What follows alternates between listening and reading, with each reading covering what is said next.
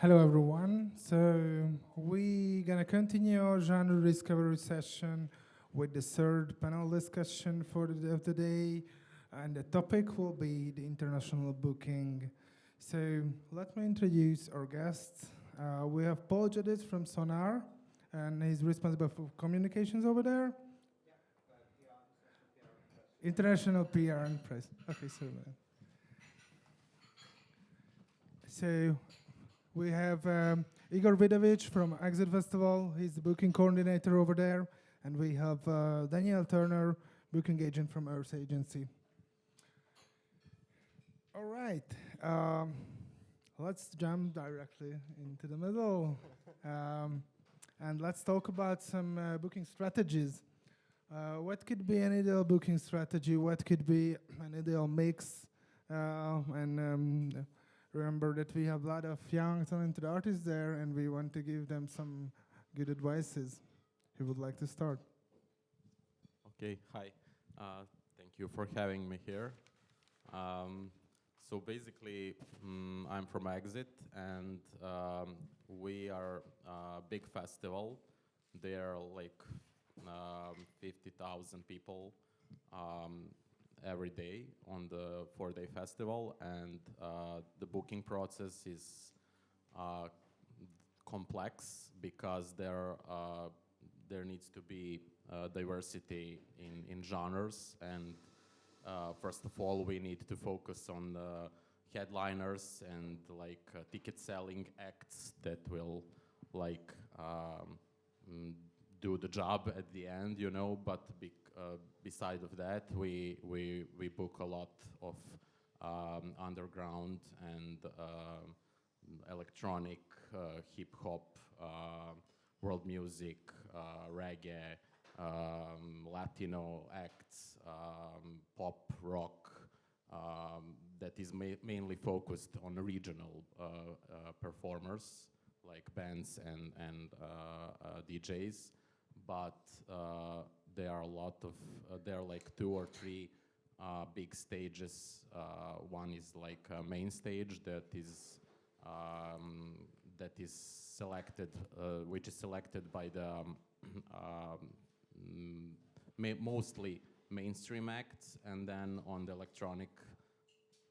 there are 2 electronic stages, which is one is basically doing the ticket selling process, you know, and there is another one that is mostly underground, techno, house related performers. So that's it for now. Yeah. Okay, and what would you suggest for artists? How, you know, like how should they get their bookings? Yeah. So we have like open contests every year where artists can apply, you know, and it doesn't need to be electronic genre.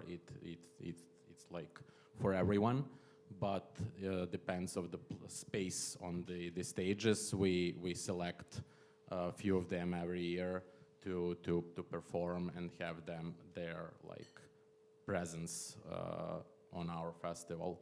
So, and we are working at this point on because there are not enough live stages. We are working at this point to figure out how to build up one more live stage for like demo bands that can perform over there, because the rest of the stages is basically for the international headliners, and there isn't enough space for the local and for demo and for the upcoming performers. So we are doing that.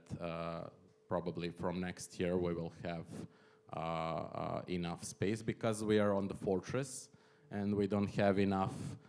You know, we are limited capacity, and there's no space for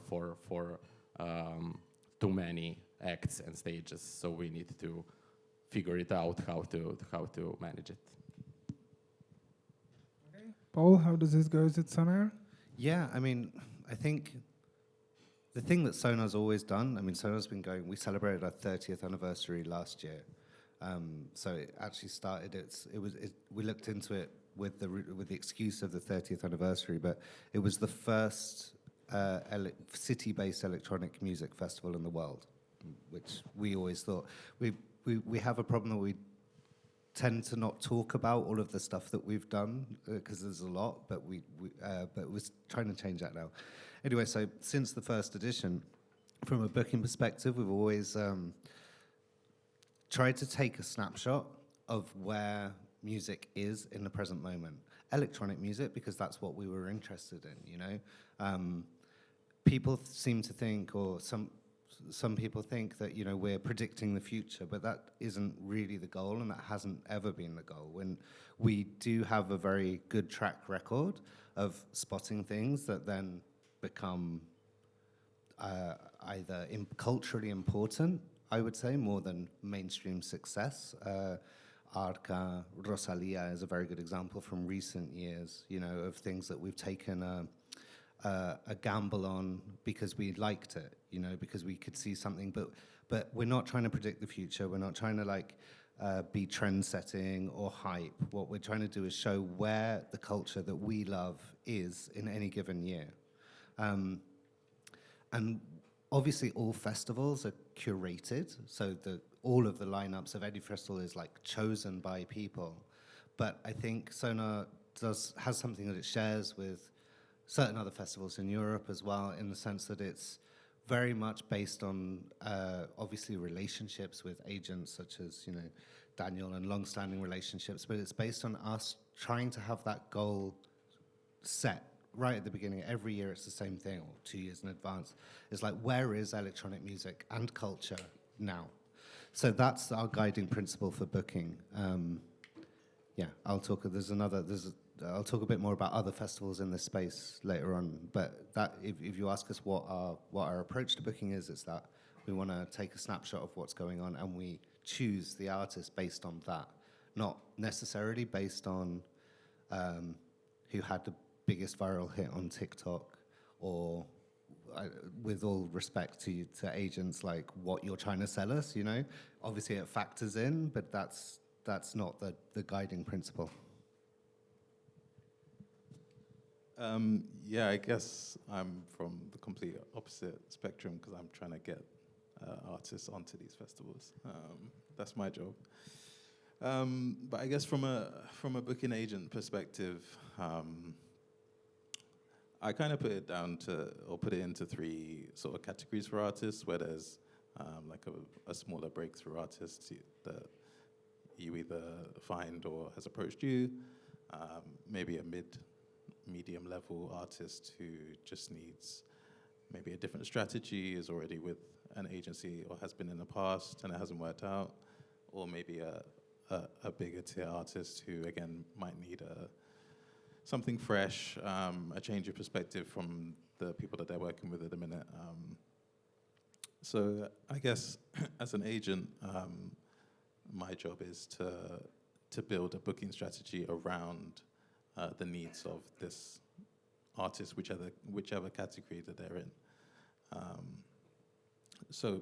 But generally, what I do with a prospective artist or a new artist I'm speaking to, firstly, the music again is really important. Like we said in the last panel, for me personally, the music has to be moving.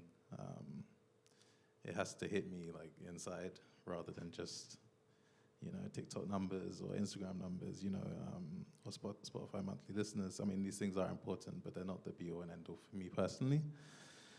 And yeah, I guess meeting with the artist and the artist team is really important to me. It was spoken about in the last panel about personalities of artists. It's a big one for me that I want to work with people that I actually like and can like hold a conversation with and hang out with, and I don't just want, you know, big egos or artists that want to make it at all costs, which I guess, you know, it is a good thing for an artist to want to make it. but there's ways to go about it for sure. So I guess once I've met with the artist, I then put a plan together, strategize around releases, what they have coming up, mixes, streams, all of these sorts of things, and build that around either, for me personally, I work mainly with DJs or producers that also DJ. So it's about getting them in the right spaces, the right clubs, within my network, looking at festival season as well, getting them onto festivals like Sonar and Exit. And yeah, I think once we sort of plan that with the artists and they input as well, because their input is valuable as well. I don't know everything. There will be a festival maybe I've never heard of that the artist wants to play, and I do my utmost to accommodate that. And yeah, I guess once that plan is in place and the artist is on board, the team's on board, then we can just move forward and yeah, get the bookings. Okay, thank you. And what do you guys think about the importance of the statistics when you build up the lineup? Like Spotify numbers, TikTok, Instagram numbers, and so on. Did you check it before you begin? Yeah, of course. It's important, especially if you are doing a major big festival. So, but there are a lot of fake numbers, fake streams, fake views, and everything. So it's not something that you are like doing. It's not the only thing that you are aware of. But at the end, the quality of the artists and the music, it's the first thing that's doing the process, that's bringing up the process and like trying to figure it out. Is it possible to book someone? Is it on tour? Do you what is the fee expectations? That is like most important thing for us, because like it's not easy to do festival in Balkans. Yeah, and like we have like our ticket price is like 50, 60, 70 euros for 4-day festival, which is pretty low at this point comparing to other major European, Western European festivals.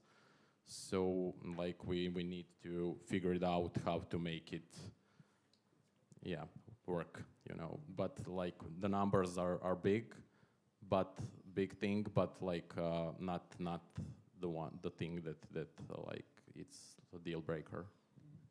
I think for us, more than numbers, it's about connecting artist communities with connecting the artist with the community of fans that actually want to listen to that artist. That's more important. That applies for super mainstream acts or people who have a big impact, a big cultural footprint. And for up and coming artists, it's the same thing. It doesn't matter if someone's got loads and loads of streams if you can't convert those into people who actually want to see the artist. And we do lots of strategies around that. I mean, this plays into this idea of one of the ways that the Sonar lineup is curated is because we're concerned with making, I mean, the experience plays into this as well, but mainly from a booking perspective, it's about finding a way, and a communication perspective, it's about finding a way of connecting these artists that we believe in, right, from the beginning, otherwise we wouldn't be able to book them, we wouldn't be booking them, but with their fans at Sonar.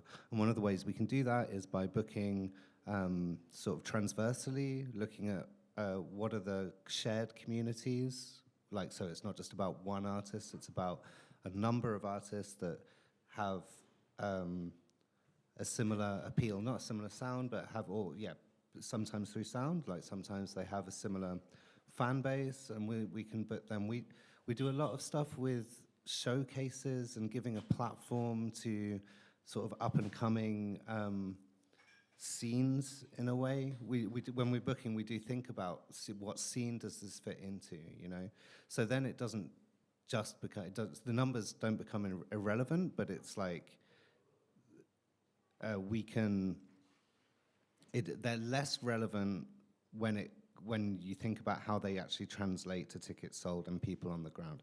I don't like talking about like tickets because it makes individuals, like the people who come to our festival who are super important, sound like a number in their own right. But at the end of the day, that's what we're trying to do. We're trying to attract people to the festival. And we want to do, and one of the ways we do that is by booking transversely, looking at the different scenes that are coming up, thinking about how we can join the dots between these different communities, but also make the experience of the festival itself very attractive to these communities, right? So, yes, this big band or this big artist or this small artist that you love will be playing. They'll also be playing in lots of other festivals. But then there's all these other artists that you also might be interested in. And then there's the experience of the festival itself, how it feels, how welcoming it is. The weather, I guess the weather. Sure, the weather. It's all about the weather, basically, yeah. That's our booking strategy is based on the weather. No. And it's great weather in June in Barcelona. It's not, I mean, it's great weather all year round in Barcelona. It's not just in June, so. No, the weather isn't a consideration. It's more, it's a party for lots of different scenes and lots of different communities from around the world who have broadly shared values. Okay, shut up.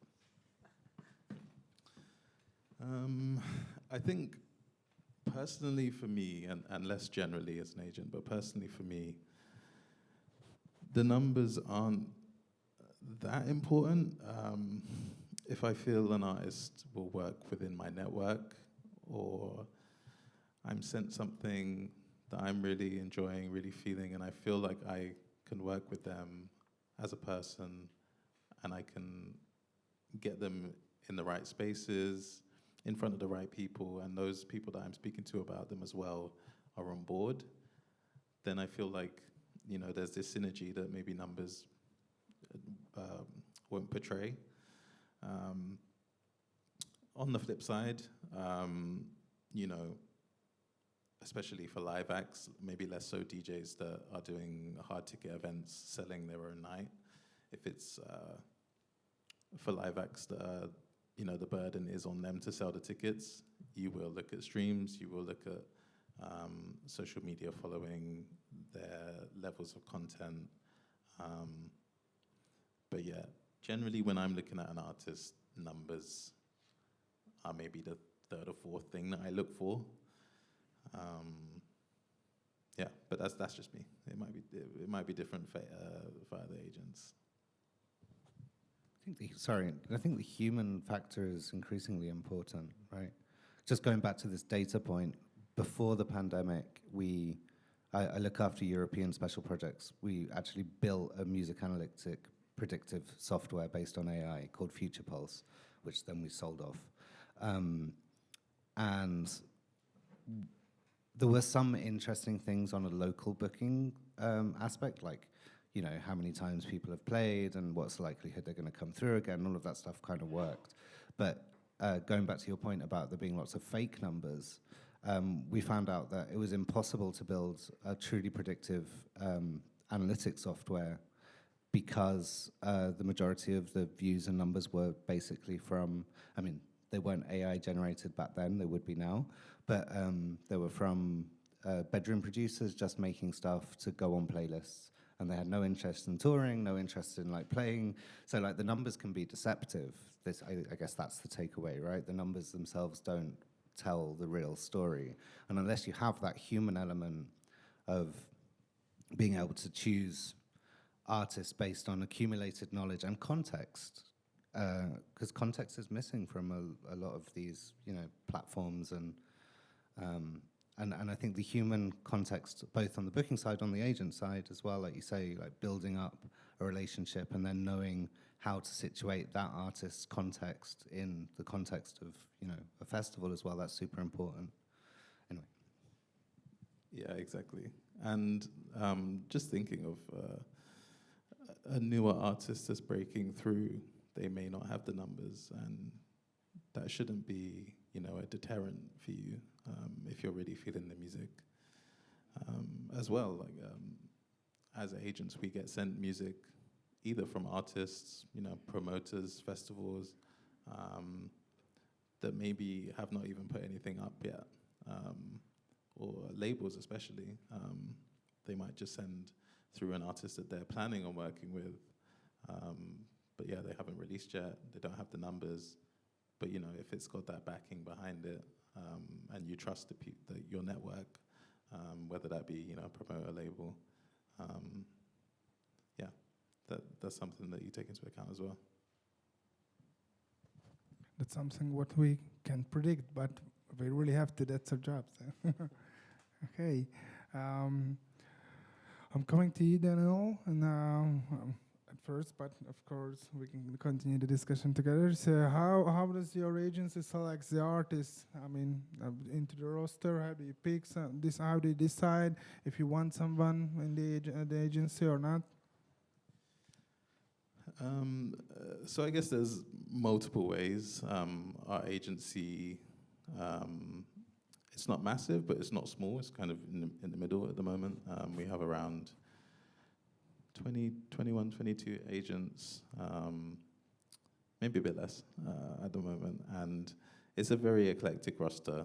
We're probably working with over 500 artists now, and that can be in the electronic space, the rock, R&B, hip hop, Afrobeats.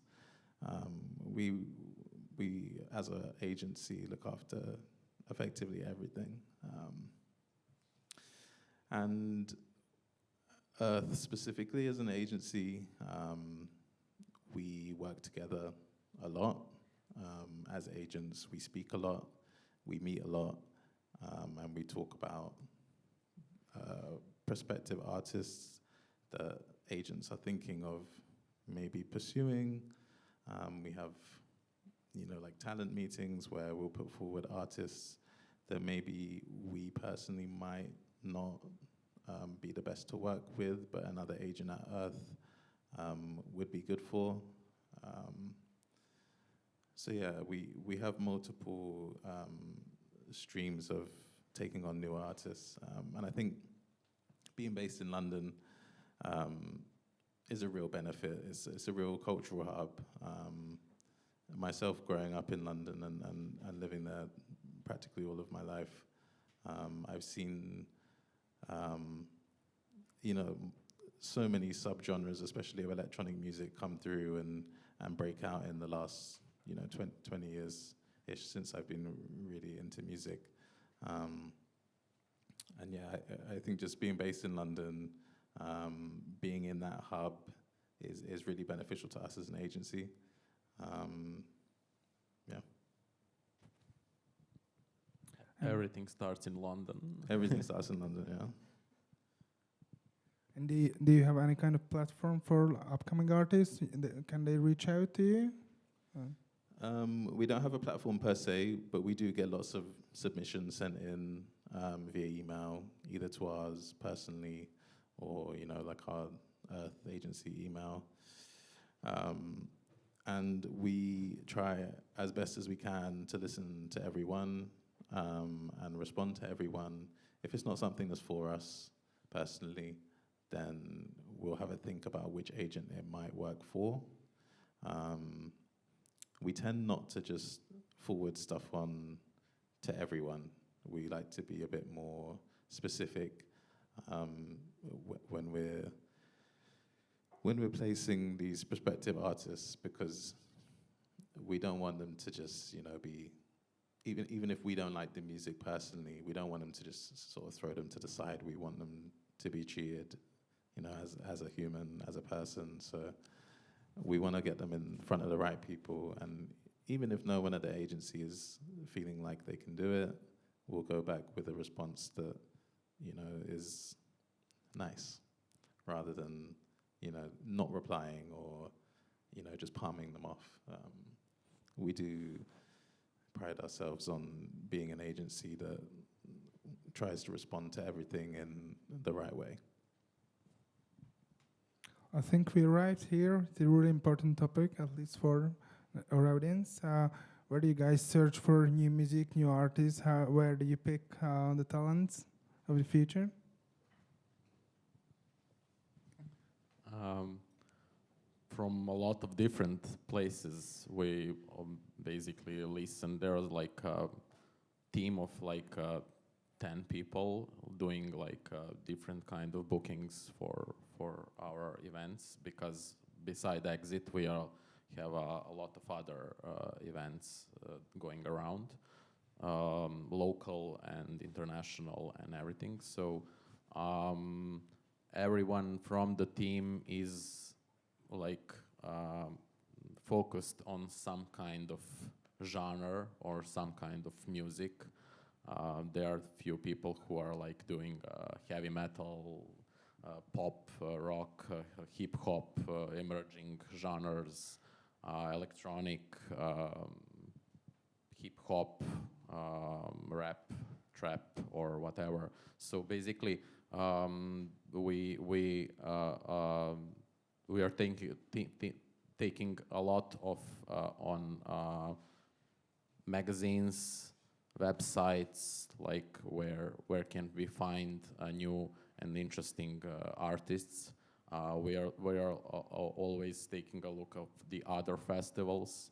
For example, for me personally, Sonar was always the festival who had sense to predict, you know, what is going to be cool, underground, popular, and everything. So I always every year check out the Sonar lineups and see what's happening over there.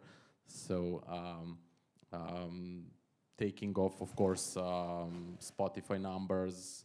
We have our own label launched last year, so we are like releasing music also, and we have a distribution for Germany who is helping us a lot with everything, and like they are also picking up and few interesting artists that they work with, and like suggested them to us, and also like from footages are basically the great example. If you have opportunity to watch some performance either live or on via some streaming service or whatever, to see and to hear how it feels and is it going to work for your event, you know. So that's basically the thing. Yeah, I think I think we take an interest in artists over the long term. It's funny because it's like I get that, you know, we are interested in showcasing things that we think are culturally relevant and will be culturally relevant, not necessarily like the biggest breakout mainstream success, but actually like if they're doing something that we think is different and is interesting to us and fits into the context of the stuff that we're looking for, you know. Again, I can't speak to all of the decisions that the booking department do because there's lots of stuff, but just from the time I've spent at Sonar and knowing the department well, you know, I can speak about that. But we watch artists year after year because we care about them. The local scene, in this sense, is really important to us in terms of being able to nurture, see the links in their networks. In fact, personally, if you ask me personally, like where I find out about new artists, it's from other artists. Like, artists are, for a long time, artists were a very important part of our communication strategy because when there was lots of competition, we found that, I mean, this again is organic, it's not forced, but it's something that worked for everybody, I think. When I was building out Sonar's content communication strategy years ago, because we were journalists and because we cared about artists, we noticed that even though there was all this competition from all these other festivals, the fact that we spoke about the artists in a way that they felt represented meant that they would prioritize the sharing on socials. Now, like, this is internet years, this is years ago, like pre-pandemic. It's completely different now. Anyway, it's completely different now. We have a completely different strategy, but this is what we did. So the point is, artists are an amazing source of, because they're people who actually care about music, which is what we do. We care about music, we care about culture. So I would say other artists, other lineups that those artists are on, club nights that they're on, club nights that they're organizing, all of that stuff is where I personally find the most inspiring stuff. When it goes down to the local scene, it's exactly that. I'm most inspired by sort of small collectives, often from like diaspora. This means different things to different people. In my case, it's Latin American diaspora because I'm half Venezuelan. So that's important to me in the context of Barcelona. But yeah, just artists, how they're like artists that we like, and then who they're collaborating with, who they're talking to, who they're interested in. I think that's a really good way of finding new music. Yeah, there is there is a lot of organizations, for example, in Serbia that are like doing their showcases, events, and everything, and that is also the important thing for us, like to connect with them and to help them build their platform and like try to find a place for them at our events to present them more. You know, if we like see that they have some kind of potential and they're like their vision is aligned with what we do.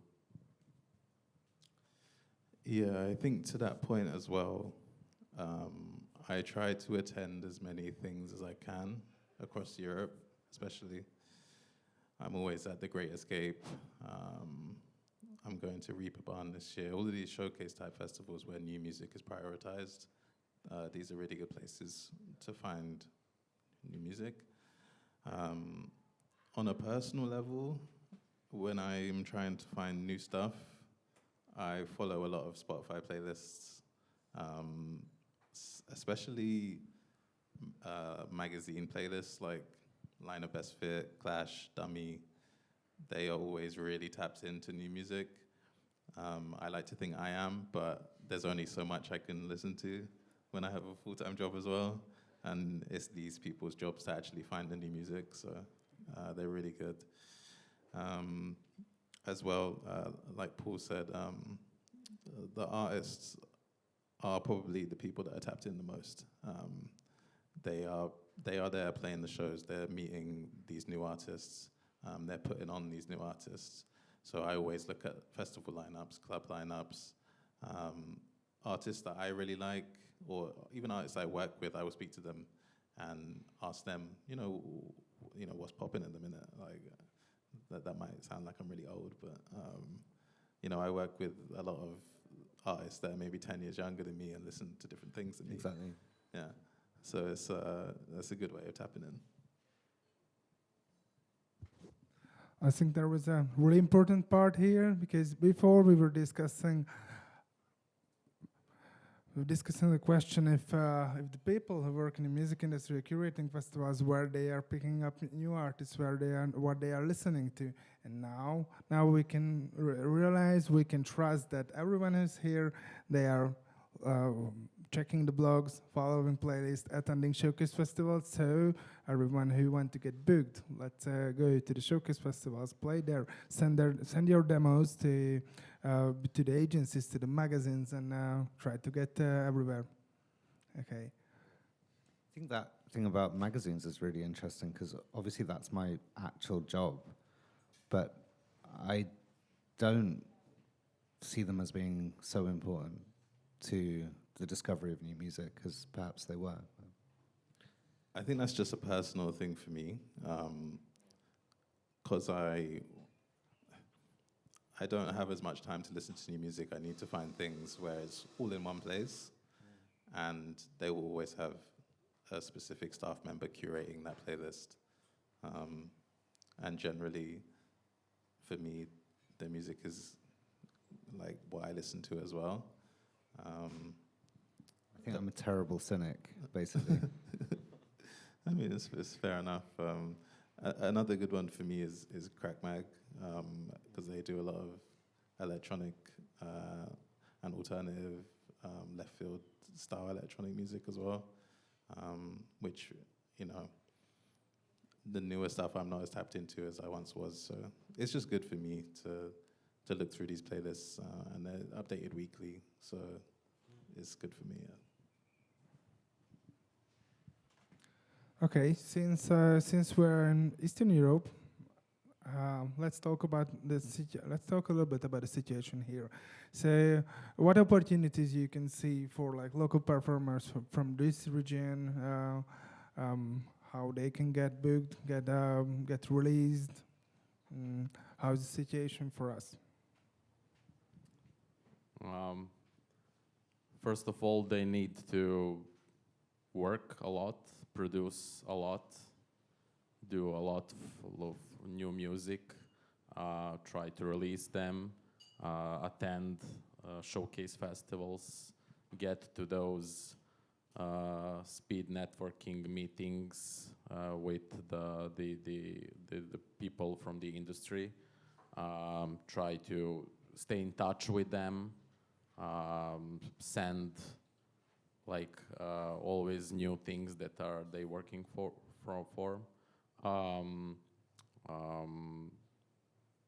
Try to I think like from the electronic music perspective, you know, there are a lot of DJs that want to perform on our events and try to be on some lineups that we curate and everything, but like we are trying to like explain to them to go in some direction that we think that is good for them if they are not already at the place that can be put on some stage or event or whatever we are doing. We also managed to open like a management agency for the artists from the Serbia and the region, and we are picking up a few artists that are like we think that will going to emerge. There are a few of them at this point, and they're all in electronic music. And there are a lot of interesting stuff going on. Like, for example, there is one girl from Novi Sad, Serbia, who is like 18 years old at this point, and she's so talented in the techno DJ. And we tried to like put her on the spotlight somehow, and we figured out because we are working with a lot of big agencies. We have a great relationship with Maria May, who is like David Guetta's agent from CAA agency, and like we talked with her how we can put her on the spotlight, and like CAA agency took her in, and she became the agent for her, and like in a few months there are a lot of gigs that she managed to get her on, like in France, Germany. There she's going a few times to Ibiza this summer, like, and she's like have a great potential to build up her career. And like she's at this point not doing any, she's like emerging as a producer. She's only a DJ at this point, but we're working with her together closely to position her in the place that she needs to be to emerge more, and like to try to have some great career in front of her because she's so young. Collectivize, if you're asking me how to do it, how to get seen.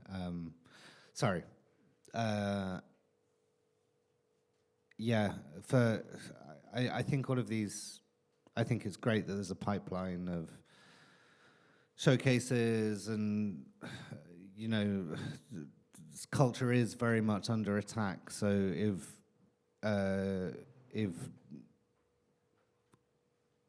political parties, or if there is money helping to, you know, bring up or represent a local scene, I think that's great, and I think that is really important. Everything that you're talking about, although let me say, from a festival point of view, we don't really host showcases of like Italian music that's paid for by the Italian music. Even though we have great relationships with these people, we don't do that because we feel that that kind of takes away our legitimacy in being able to choose the artists that we want to choose rather than the artists that are coming paid, right? I'm sorry if that's very, very blunt, but I think that's something to factor in. If you're an up-and-coming artist, wherever you are, you're going to get lost, like anywhere in the world, right? So I'm into very, very weird shit at the moment, like from... Anyway, if you're an individual artist, you're going to get lost so you're a young artist, you're up-and-coming, you have a sound, you do this thing, you love music, you want to, you know, be heard outside of Eastern Europe, or wherever it is that you are. The chances are that nobody's going to listen to you, and not even getting on playing the local showcase thing or is going to help to make your profile get any bigger. What does work is what you do have going for you is that you're like completely networked to global issues and global ideas, and you have all of these tools to make yourself heard outside of the traditional routes to being heard, but you can't do it on your own because you don't have capital, you don't have time to invest, you have to work a job. So the way around it that I've seen in the last 2 years, something that's really interesting to me and is actually a massive part of our lineup this year, is this idea of micro scenes. How people get heard coming from places that aren't the global north or the hegemonic whatever. How people get heard increasingly is by coming together in their own local scene, doing it themselves, and then networking with other scenes around the world. So Tracks is a very good example of this as a label that I love and respect and, you know personally, but I think what they've done is amazing.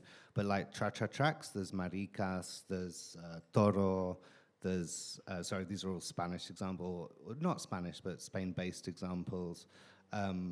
But who are Club Cringe is a good example from the States as well. They're collectives of people who are coming together and then using that collectivity in order to amplify their voice and their message and their unique artistic vision. So the traditional routes or the semi-traditional routes that you were describing are important. Don't neglect that. I think it's really, really important. But then also think about how you can use the tools that you have and use the other people around you in getting that sound out there. And then making connections with the other people who are doing it. And, like, this happens a lot. There's an artist called Moapilla and Ushka who are working with Tracks now, right? And they have very, very different backgrounds and different sounds, but they share something and they get in touch, and then that helps amplify the message. So that's what I would say. Yeah, I definitely agree with that point in terms of the local scene. For example, I work with a Nairobi-based DJ called Coco M, who is playing Sonar this year. But she is very tapped into a lot of the East African electronic community. She also hosts like DJ workshops in Nairobi. And yeah, at Sonar this year, she's coming as part of I think Barcelona-based collective. Is it Juku? Yoku, yeah. Yoku, yeah. Yeah. Who are, they're amazing. Yeah. So no, yeah, I definitely agree with that point. Maybe naively from a Western perspective, I don't, or I wouldn't look at an artist based in, say, Eastern Europe and, think any differently of them compared to an artist based in London. Like, again, for me, the music is the most important thing, and I don't think that should deter any artists that are based, say, in Eastern Europe from, doing their thing and trying to make it in this industry. because I'm a firm believer that the music will always rise to the top, and if you put the work in, then it's something that you really want to be successful in. The music always cuts through, whether that be Western, Eastern. For me, the music is always most important. All right, I think there were a lot of really important takeaways, and I'm personally really glad we talked a bit about music outside the traditional Western community. That's really important. Okay, we had a question. We discussed this in both panels before. We talked a bit about the future of the electronic music industry, like in 5-10 years. So I'm really glad about your opinion, guys. Where do you see us in the future? I always feel and find that music is quite cyclical. Things always come back around. Like for a small example, in the UK at the minute, you have Scream and Benga coming back, doing. Are they? Yeah, they're doing lots Great of stuff. to hear that. Did that Charlie XCX remix? No. Yeah. And dubstep, it's been a thing the last 10-15 years, but it's not been to the level it was, back in the mid 2000s, late 2000s. And there is, things coming through to do with AI and futuristic type things in the music industry. But yeah, for me, things always come back around, whether that be, for example, vinyl sales now being at like their record high in 20 years. Yeah, I agree on that point. Everything's come around, I wait for the time where like vinyls are going to be like the next thing that everyone will use again. We all remember the times when everyone like hanging the big bags with like hundreds of vinyls to their gigs, and now they are going to one USB stick, putting inside of a CD player, and like I think that time will come back also. But like with this AI thing now, I can't predict. I don't know where it's going and how it's going to be. But like my opinion at this point, like the most popular thing is like that kind of visual perspective on the music related artists, like what is he or she presenting, what is the core values of the artists, what is the message they want to like show to the people and present to the people. I think that is going to be the big thing. Like everyone who has some background that and some story that wants to share and to tell through their music, it's going to be like at the top notch. Yeah, I don't think the future of electronic music is necessarily in music at all. I'm really interested in where the sort of future of creativity is, and what the tools that are available to create new sounds or experiences. So going to that AI point, like I'm not interested in people using AI to create music that sounds like Justin Bieber or whoever is fucking trendy now. I am interested in artists sort of working with technologists or people who are to create, on one side from a music point of view, sounds that we've never heard before, but also just extrapolating out musicians who are joining with coders, who are joining with filmmakers, who are joining with graphic designers, who are creating experiences that we haven't seen yet, that join everything.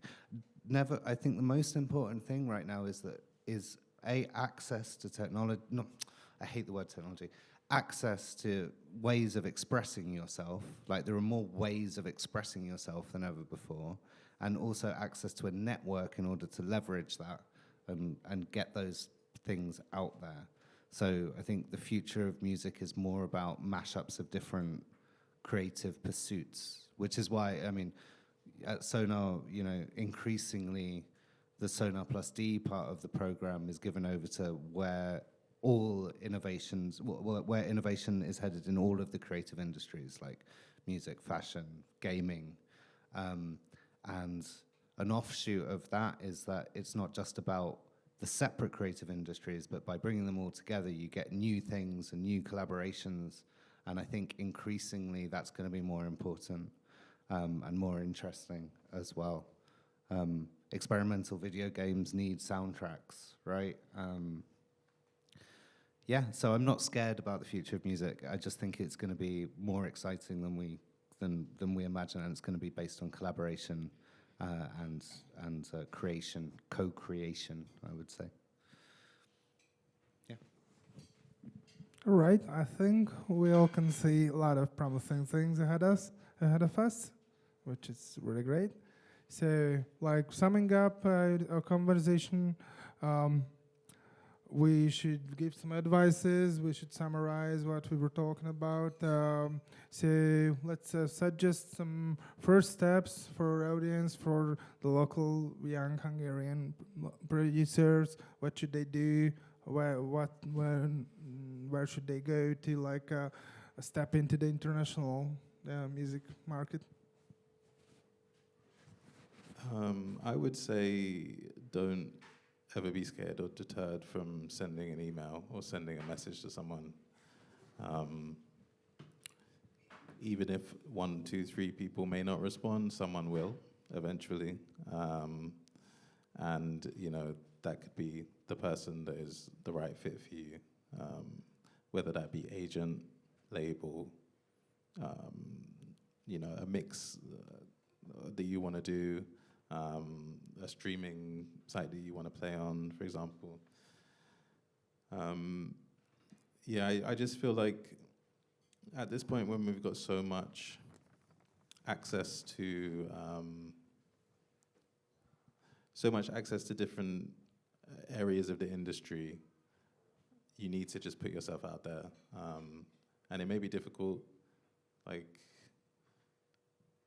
some people aren't as inclined to sharing their music or other things with other people, and they want to keep it in.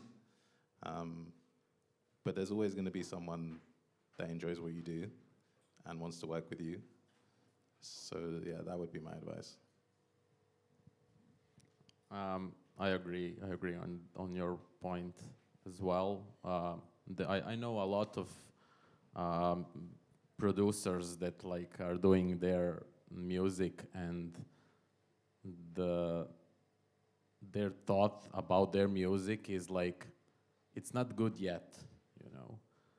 Don't do that. Just send it, as said before, you know. Just don't wait.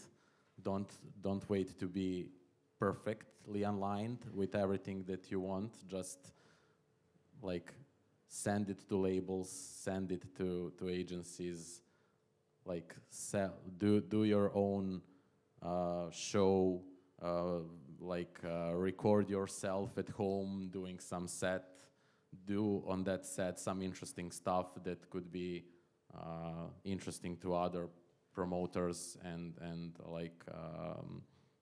events and clubs or anything, like just don't sit and wait for something to happen. Just go around and try to connect with people and have them in the loop and send them everything that you do, and someone will respond, and that could be your like point of launch. Yeah, I would add to that. I mean, don't be afraid is a very easy thing to say, but it's true. Like you need to. I mean, it's so hard. Like I think everybody in this industry like suffers with mad insecurity. It's kind of the reason that we do what we do, and I don't know, I think that's kind of impulses people to overcome it and do it.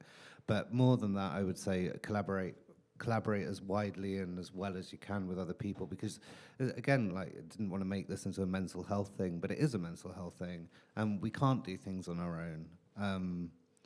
Like, it's really important to have people who share your vision, who have your back, who can help you to grow and help you to like do things. It's, you know, it's, I don't think right now, 2024, is a time that is particularly, where it's particularly easy to do culture. I honestly think culture, as we understand it, is under attack. And the way around that is to band together and try and, you know, protect and help grow, but be nurtured and network, but not from a competition standpoint, but through a shared belief and passion in what it is that you want to get across and like expression. And unless you do that together, unfortunately, it's really, really hard to get heard. That's my read on it anyway. I do think we're in a weird time for culture where it's not valued, and it's more expensive and more difficult to express yourself than it ever has been before, which is a shame, I think. Anyway. All right, I think there were a lot of really important advices there. We have to all remember to this. So now it's the time for the audience. I'm asking if anyone have questions. Yep. We have microphone here.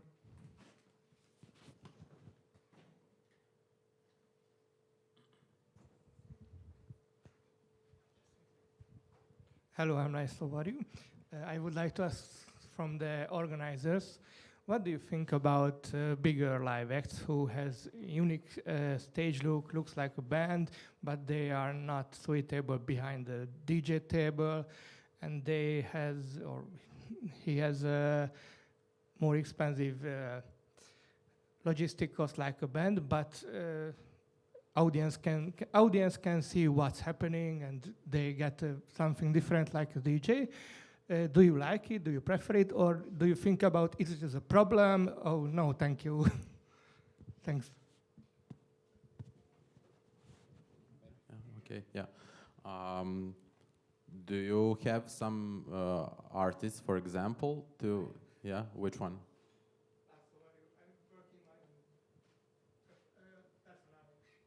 Okay. So I personally love to see anything that is new. So basically, there are a lot of facts around that their like booking is like you are booking a band with that there is like 10 people inside of it, you know, and like a production crew of 20, 30 people. But it is at the end the electronic act with one DJ that is like doing some show of his. For example, we have I don't know, Tale of Us or Anima that is like part of Tale of Us.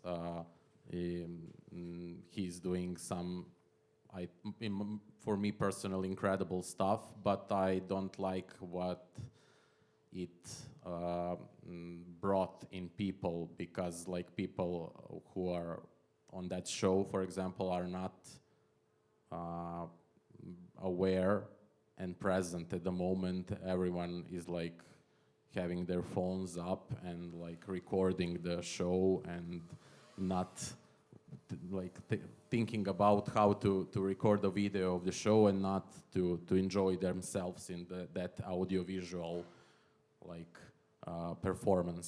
So basically I like to see something new. I don't have anything in mind, but like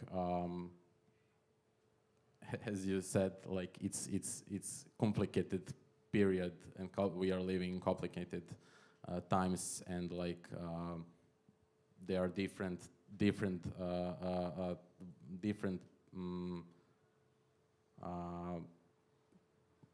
how do I say, different types of expression for everyone, and like everyone should do what they think is the best for them.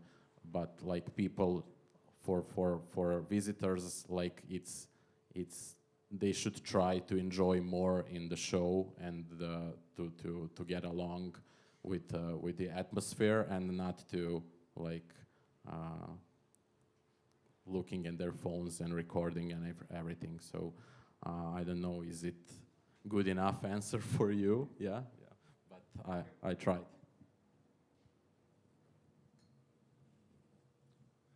Okay, anyone else with a question maybe? Okay, so if you don't have questions, I would like to thanks all of you for joining the conversation. It was Thank you. really insightful. I'm really glad we could discuss these topics. I'm happy to talk to anyone if anyone has any questions they don't want to ask them. Okay, so thanks again. Now we're gonna have a quick break, and then we will continue with the listening session. Okay. Thank you.